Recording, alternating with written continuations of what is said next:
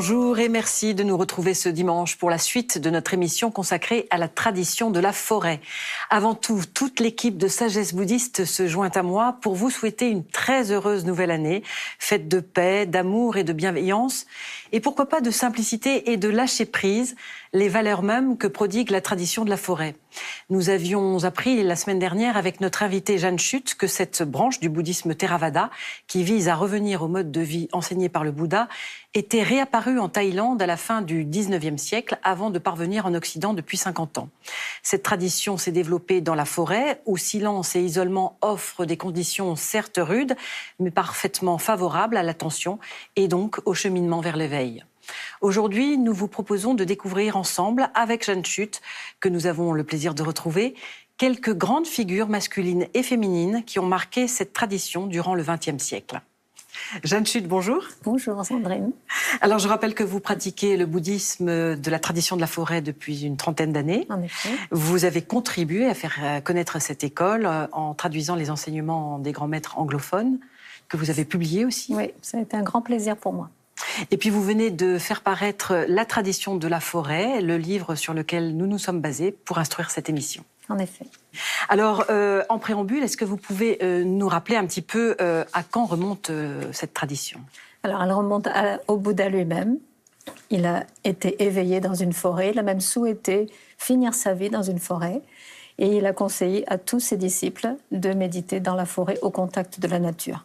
Cette nature qui était très importante pour lui parce qu'il a enseigné la vérité de la nature, qui est un reflet de notre nature à nous.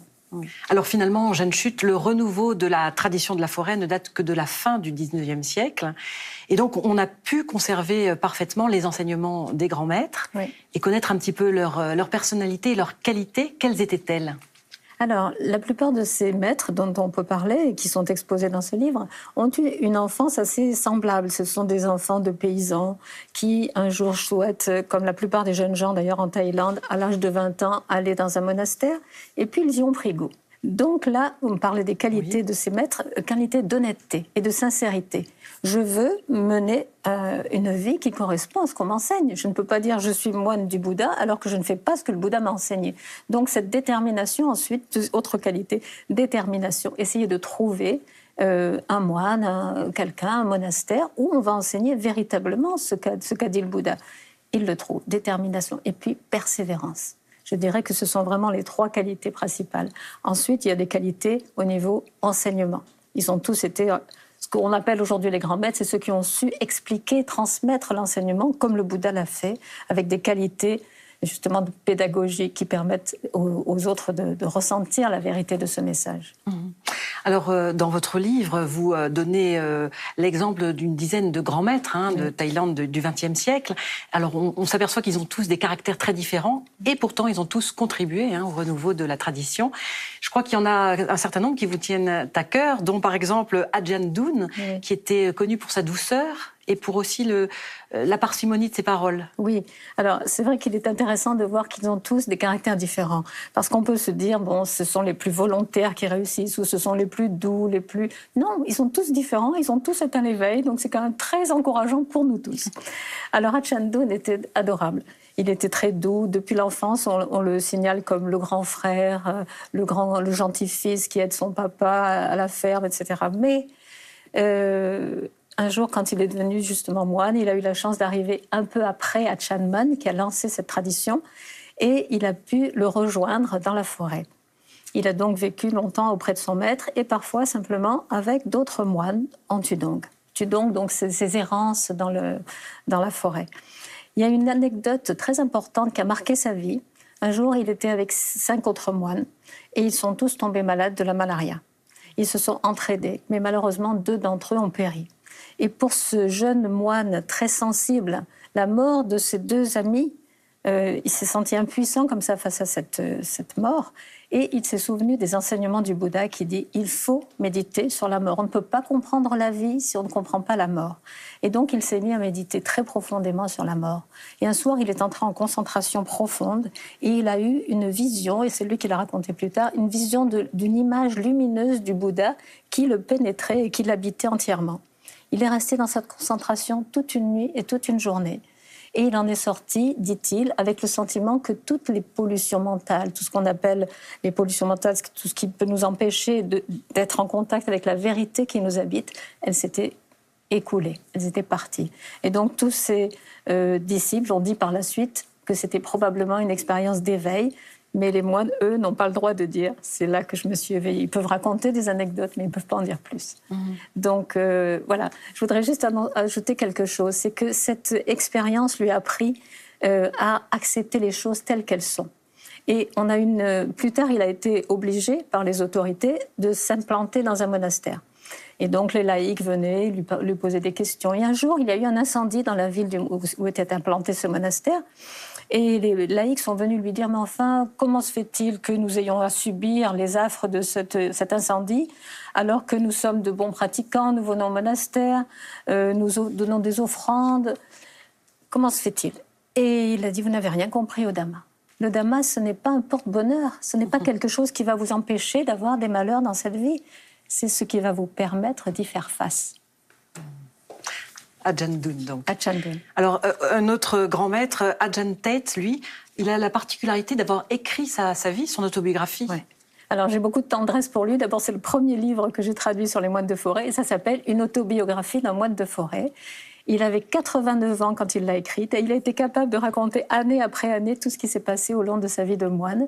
Et donc, c'est une véritable mine un trésor d'informations, d'anecdotes. Il était en plus très, très doux, très simple, et même naïf. Il peut le voir à l'âge de 89 ans, il peut se rendre compte qu'il a été assez naïf dans sa jeunesse. C'est un très, très beau recueil d'enseignements. Il a eu envie d'écrire sa vie pour éviter qu'on le sanctifie, finalement. Oui, il y a d'autres biographies qui avaient été écrites sur des moines de forêt et qui étaient un petit peu trop hagiographie, on peut dire. Donc, il a préféré l'écrire lui-même. Alors, on va parler aussi un petit peu des femmes, Jeanne Chut, hein, il y en a. Parce qu'il y en a, même si elles sont présentes dès le début, à commencer par la mère adoptive du Bouddha. Oui, elle était là, mais pourtant, on en parle peu. Alors on en parle peu, je pense que c'est à cause de la culture, aussi bien en Inde à l'époque du Bouddha qu'aujourd'hui encore en Asie. Les femmes sont cadrées, elles sont mères, elles sont épouses, et puis elles travaillent dans les champs, elles ont un mode de vie qui les accapare complètement. Pourtant, ce sont elles qui apportent le riz le matin dans le bol des moines, ce sont elles qui élèvent des enfants qui vont avoir cette aspiration spirituelle. Donc elles sont très présentes malgré tout.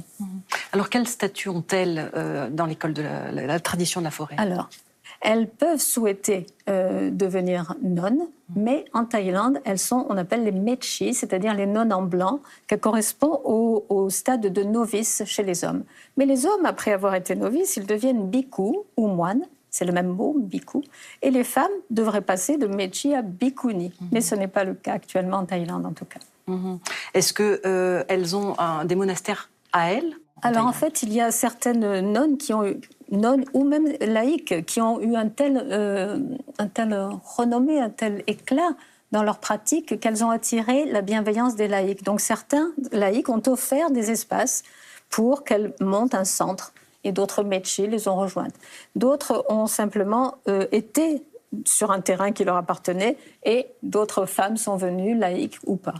Mais il n'y a pas de couvent à proprement parler, d'endroit où il n'y aurait que des femmes qui pourraient aller se retrouver pour méditer. Alors, l'ordination des femmes, à l'heure actuelle, on en parle un petit peu. Est-ce que ce serait quelque chose de possible en Thaïlande? Alors, a priori, non. Le clergé dit non. Mais moi, j'ai bon espoir, parce qu'il y a un moine américain qui a ressorti le contexte dans lequel la première femme a été faite bhikkhuni, ordonnée par le Bouddha lui-même. C'était donc, comme vous l'avez dit, sa propre tante qui a été aussi sa mère adoptive. Il l'a ordonnée et puis il lui a dit « mais il faut que tu acceptes que pour les femmes, à l'origine, par la suite, il y aura 8 règles supplémentaires, dont le fait qu'il faille un certain nombre de bhikkhunis présentes, ainsi que de moines, pour que l'ordination soit possible. » Et sa tante a dit « pas de problème, mais aujourd'hui, je suis la seule. » Alors, comment va-t-on faire pour ordonner mes compagnes? Alors, il a dit, bien sûr, s'il n'y a que toi, c'est évident qu'il n'y aura que des bhikkhus, donc que des moines, qui feront cette ordination. Et aujourd'hui, que se passe-t-il? Nous sommes exactement dans la même situation. Donc, il n'y a aucune raison aujourd'hui, je pense, pour que ça ne soit pas fait. On verra. Jeanne Chut, est-ce que vous pourriez nous parler de quelques-unes de ces femmes qui ont été considérées en Thaïlande comme des grands maîtres éveillés? Oui, oui. Alors, il y en a 3 qui sont très connus. Il y a Mechi Keu, il y a Upasikaki, que j'ai eu l'occasion de présenter ici, et puis une autre, Achan Ranjuan, qui a enseigné dans un monastère, j'en parlais à l'instant. Alors, Mechi Keu? Mechi Keu était très spéciale.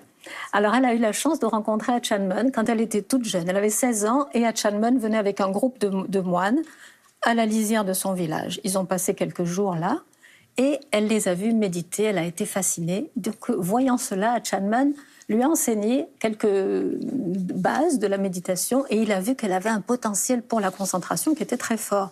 Donc, il lui a dit en partant, tu verras, dans quelques années, un autre moine viendra et continuera ta formation.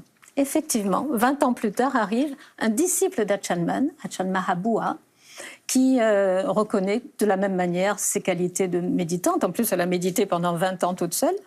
Et ses qualités se sont révélées être assez particulières. C'est-à-dire qu'elle avait un tel pouvoir de concentration qu'elle pouvait avoir des prémonitions qui s'avéraient toujours justes. Elle disait qu'elle voyait, qu'elle partait dans le monde des devas. Et elle racontait des tas d'histoires assez exceptionnelles. Et elle était devenue assez fière de ses pouvoirs. Donc, Achan Mahabua lui a dit, tout ça c'est très gentil, mais tu vas arrêter net. Tu vas utiliser ta concentration, non pas pour partir à l'extérieur, mais pour travailler à l'intérieur, observer ton corps et ton esprit. C'est ça qu'enseigne le Bouddha. Mais elle était têtue. Et donc, elle a persévéré, elle a essayé de le convaincre, et puis à la fin, il lui a dit, si c'est comme ça, je ne veux plus te voir. Dans ce rejet, elle a été très blessée. Elle a fini par revenir vers lui, recevoir et accepter ses enseignements. Et elle a été complètement éveillée. Et on a la chance que quelqu'un ait raconté sa vie. Donc en anglais, c'était un moine occidental. Il a recueilli toutes ces informations sur sa vie, les a traduites. Et donc on les a aujourd'hui en anglais, j'espère un jour en français. Alors aujourd'hui, Jeanne Chut, et pour conclure un petit peu, comment vit-on quand on est moine de la forêt, puisque la forêt, au sens propre, disparaît en Thaïlande? Ça, c'est un grave problème. Il y a une grande déforestation, encouragée d'ailleurs par les gouvernements qui voulaient développer l'économie du pays, donc plus de rizières, on abat les forêts, on a du bois et on a des champs pour faire du riz. Oui, mais il y a les 3/4 de forêts qui ont disparu en 50 ans. Exactement.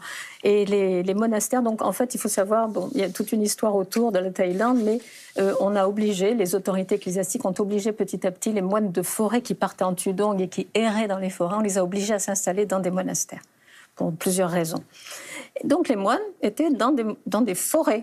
Tout de même, ils avaient un monastère au cœur d'une forêt. Et puis petit à petit, cette forêt a diminué tout autour d'eux. Et aujourd'hui, les monastères sont vraiment tout petits, entourés d'arbres, c'est vrai. Mais la clairière et les villages ne sont pas loin du tout. Il y a tout de même des moyens pour méditer. On peut méditer dans un monastère de forêt. On peut méditer autour on peut aussi demander une autorisation au gouvernement pour aller dans des réserves qui sont dans les forêts, dans les montagnes de Thaïlande. Et ailleurs dans le monde, peut-on pratiquer selon la tradition? Oui, alors tous les disciples des grands maîtres thaïlandais occidentaux sont repartis dans leur pays à la mort de leur maître, pas tous, à la mort de leur maître, très souvent ils sont repartis dans leur pays et ils ont développé de nouveaux monastères. Alors on en trouve dans le monde entier, aux États-Unis, en Amérique du Sud, en Europe bien sûr. En Angleterre. En Angleterre beaucoup, et puis en Australie aussi, enfin un peu partout. Merci beaucoup, Jeanne Chut, d'avoir été notre invitée, de nous avoir parlé de la tradition de la forêt durant ces 2 dimanches. Un grand plaisir, je suis heureuse de la faire connaître. Avant de nous quitter, je vous propose quelques livres en rapport avec notre émission. Tout d'abord, La tradition de la forêt, histoire et enseignement des grands maîtres du bouddhisme Theravada, de notre invitée Jeanne Chut, aux éditions Sully. Il s'agit du premier ouvrage qui décrive l'histoire de cette tradition et qui propose tout un corpus d'extraits et d'enseignements essentiels de ces grands maîtres. Pur et simple, d'Upasikaki, aux éditions Sully. Et puis de la bienveillance à l'amour inconditionnel, du vénérable Enepola Gunaratana, paru chez Marabout. Cette émission s'achève, vous pouvez la revoir en replay sur France TV. Merci de nous avoir suivis et encore tous nos vœux de paix, de bienveillance et d'amour pour cette nouvelle année.